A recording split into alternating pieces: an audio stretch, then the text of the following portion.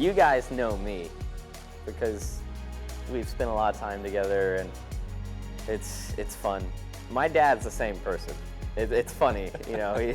He's just, you know, the previous model. Like, Previous model. the first race that I get to go do, we were running a little late to the grid because at that point we had no idea, like we didn't realize it. Yeah, you know, we showed up, we had no idea. So my dad, we had to get teched right before we went to the grid, so he just threw me my helmet and he goes, "Put this on." So I throw the helmet on, not thinking much about it. So we go out to do the race, and I think I'm leading and trying to lap a car or a go-kart, and it spins in front of me, and I T-bone it just straight. I mean, don't even attempt to hit the brakes. Just, you know, from 45 to 0 like that. Well, the cart stops so suddenly. I'm so small. My body stops, the helmet doesn't.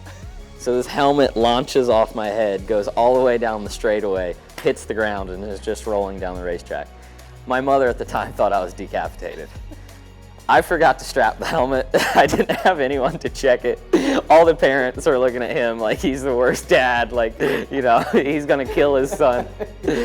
And I didn't race for 4 years after that. So, well, it wasn't because of that. No, Just we were busy. but the timing. But so basically, yeah, my very first start into karting, I almost was decapitated.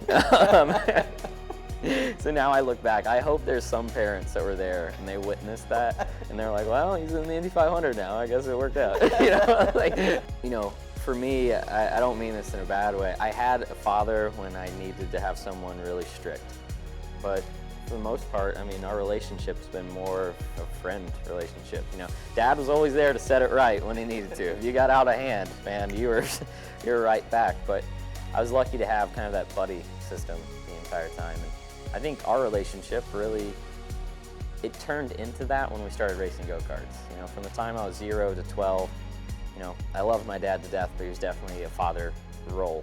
You know, it was there. And we started racing go-karts, and it just turned into me and him against the world every weekend. And, you know, that was a time in my life where I wasn't really fitting in with school at all. I had this really big dream. I really didn't have many friends, and, you know, the only person I was really spending a lot of time with and had someone that was really understanding what I was going through every day was, you know, my dad. And, you know, it's been a journey for both of us to get to this point. One of the stories that, you know, I'll never forget is first time we took him go-kart racing when he was 12. You know, when we decided we were really going to do this. You know, I'd sold all my equipment and bought a go-kart, and so, you know, so we go to the racetrack, and first day, so I told him, I said, just go out there, and I said, you know, try to spin out in every corner, go as hard as you can go. So we do that, and then we break for lunch, and he was so serious sitting on the back of the tailgate of the pickup, and he looks at me and he goes, "Dad, you know, that if I'm going to make it to IndyCar, you know, since I'm getting started so late, I'm going to have to practice every day." And I said, "Well, buddy, I'll take you to the track anytime you want." And you know, and I told him, I said, I'll never quit working as hard as you do. And I said, as long as you work hard, I'll always work hard. And that was a promise I made him, and he never stopped. I mean, there was times that it was really tough, you know. I remember that conversation. I really do.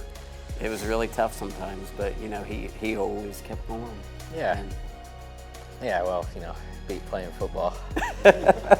This stuff's fun. This is some of the best days of my life, and I absolutely wouldn't trade IndyCar racing at all. This is what I've always wanted to do.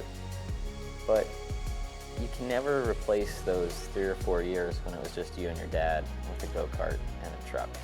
Because there's no pressure or anything then.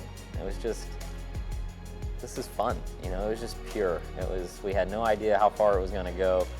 Honestly, we probably didn't think it was going to go very far, and it ended up being here, which is so special. I was lucky to have a dad that was crazy enough to believe in his kid and to want to do this stuff, for sure. The key concept that you taught me, and if anything's worthwhile doing, it's worth doing 110%.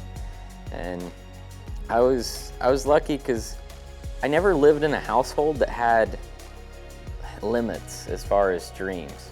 You know, I mean, financially, yeah, limits are there, but I mean, as far as support, you know, I could have went to Dad and said, hey man, I want to be an astronaut.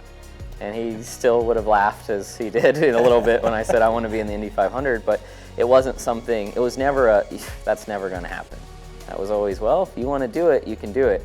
I don't know if that was just to get me kind of, you know, down the road a little bit, but that's something you start believing in really young, and that's what I'm thankful for, because even today, I mean, I feel like I could pick up anything tomorrow, and if I really care about it, I can make it happen. And that's just because from the time I was maybe 3 weeks old, I was told that whatever I want to do in life, I can do it. And just having that belief from your parents, I think, means so much.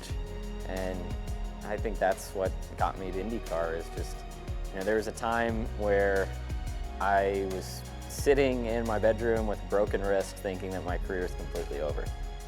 And my dad always said, in the end, everything will be okay. And if it's not okay, it's not the end.